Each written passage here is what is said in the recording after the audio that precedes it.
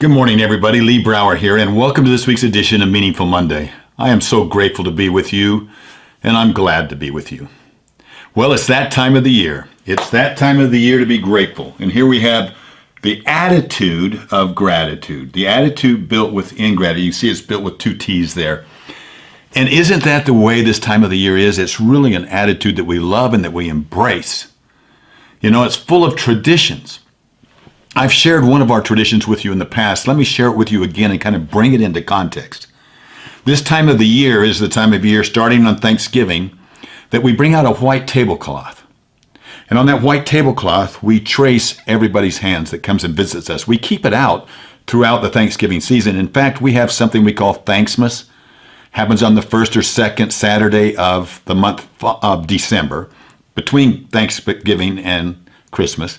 And that's so all the members of the family can get together without worrying whose turn it is to go to Christmas or Thanksgiving. You know, do we go to my parents' house, your parents' house, all that. We eliminate that on Thanksgiving. Our house is open throughout the season. They can always come over any of those holidays. However, on Thanksgiving, we have an agreement that we all get together as best we can for that holiday. And it's full of traditions. And one of the traditions is this hand on the tablecloth. And we've learned over the years not to write down just something that we're grateful for, because that becomes difficult and you repeat yourself, but to write down an experience that you've had during the year that you've learned from. Now, you can learn from good experiences and you can learn from bad experiences. But by doing that way, we also capture something from the year. And that becomes very, very, very powerful. You know, gratitude is an interesting thing. A lot of times, do we limit our gratitude? Do you limit your gratitude? Maybe you limit it by the blessings that you think you have, or maybe you limit it by the blessings that you still feel you lack. We sometimes think that being grateful is what we do after our problems are solved. But how terribly short-sighted is that? How much of life do we miss by waiting to see the rainbows before thanking God that there is rain? Being grateful in times of distress doesn't mean that we're pleased with our circumstances. It does mean, though, that through the eyes of faith, we look beyond our present-day challenges. One of my favorite speakers and writers is a former businessman who is now an ecclesiastical leader. His name is Uchtdorf. And he wrote several years ago, he actually gave a talk several years ago on gratitude that has impacted me tremendously. And I'll paraphrase a little bit of what he's talked about. He said, it's easy to be grateful for things when life seems to be going our way. But what then are those times when what we wish for seems to be far out of our reach? And in that talk, he suggested that we see gratitude as a disposition, a way of life that stands independent of our current situation.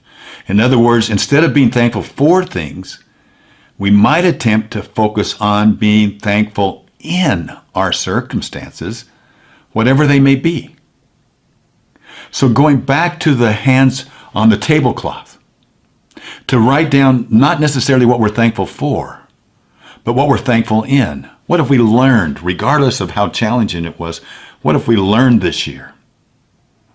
And what a difference that makes. When you can look at your father's hand,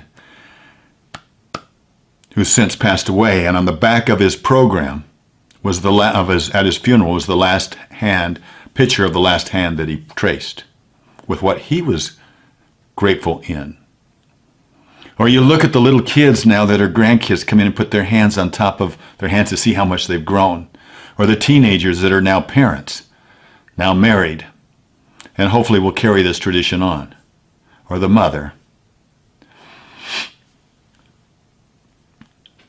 that takes and puts her hand on her son's hand, the last hand he traced before he passed away.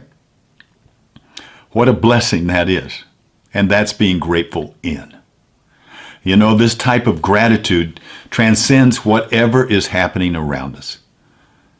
Being grateful in surpasses disappointment, discouragement, and despair. Being grateful in blooms just as beautifully in freezing storms as it does in the pleasant warmth of summer. When we are grateful to God in our circumstances, then we can experience the gentle peace in the midst of tribulation. In grief, we can still lift up our hearts in praise. In the cold of bitter sorrow, we can experience the closeness and warmth of heaven's embrace. This is just one tradition that we have in our family, but traditions send roots down. Many of you have already started sharing it, and we congratulate you for that, and thank you for sharing with me and what you're doing. And we encourage you this time of year to look for those blessings, those things that you can be grateful in. I predict that you'll have a joyous holiday season.